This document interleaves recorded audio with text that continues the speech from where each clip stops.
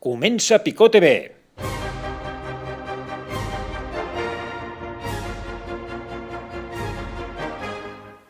Ens trobem al terme municipal de Maçanet de la Selva. L'estiu ha estat molt sec. Avui som dia 6 de setembre i entre juny, juliol i agost han caigut pràcticament 25 litres. Molt poca pluja i la primavera no és que fos especialment plujosa. I això ho podem comprovar, per exemple, amb aquesta alzina que poden veure aquí.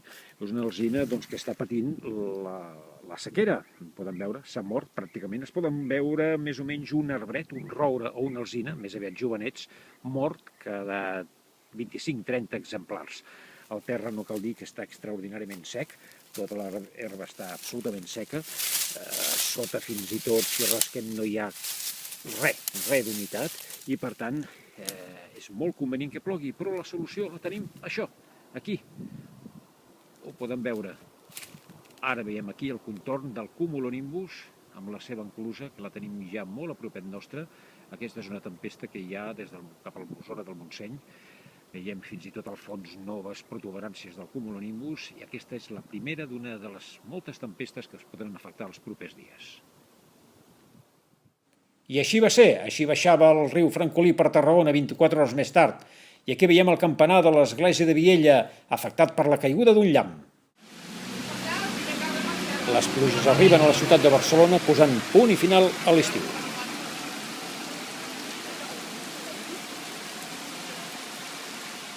I la pluja a poc es va intensificant.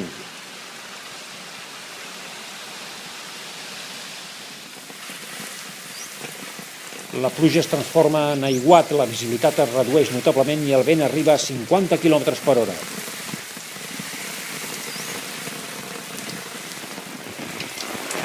Ens atrevim a sortir sota l'aiguat. Aquestes tempestes tindran una continuïtat? Vinga, va, anem a veure-ho.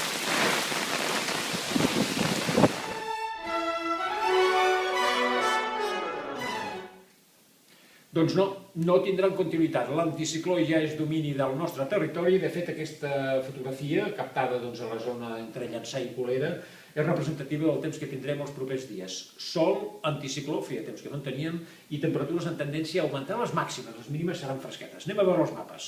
El primer previst per divendres al migdia, a les 12 hora solar, a les 2 hora oficial. Vegin, aquí està la península Ibèrica, anem a ampliar-la una miqueta.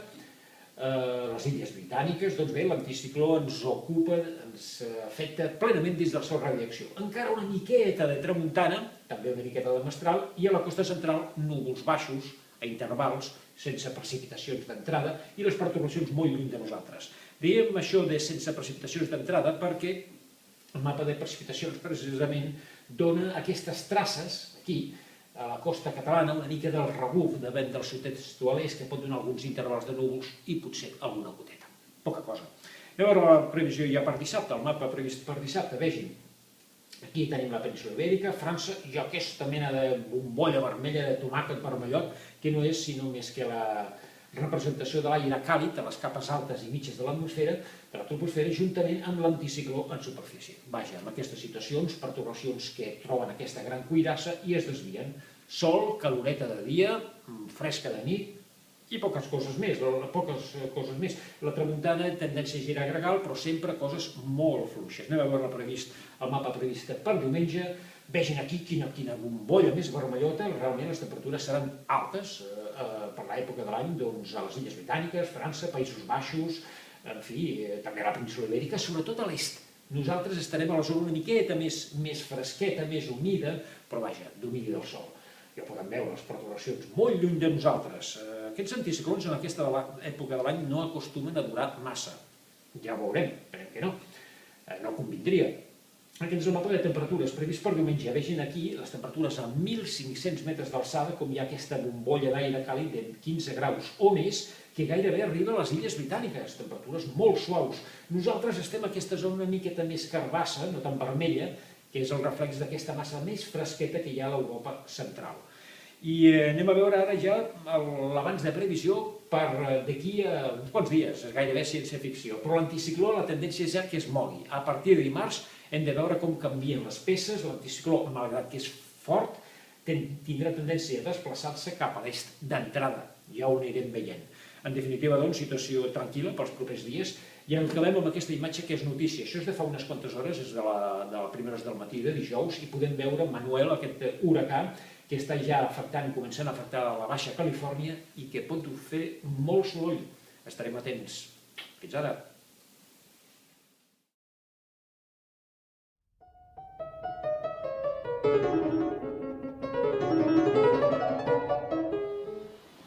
I acabem amb les vostres imatges, que per cert en podeu trobar moltes més a la galeria d'imatges de la web de picot.cat. Ho farem acompanyats de la música de Johann Sebastian Bach, concretament el concert per 4 clavisembles i orquestra. Escoltarem l'últim moviment. És fantàstic, ja ho veuran. De fet, ell mateix, Johann Sebastian Bach, va fer una transcripció del concert per 4 violins i orquestra d'Antonio Vivaldi. Aquesta és la versió de Bach per clavisembles. Res més. Ens tornem a veure, si vostès volen, si vosaltres voleu, doncs dijous vinent, a partir del vespre, el segon programa de Pico TV. Res més, a veure si anunciem canvis de temps. Adéu-siau.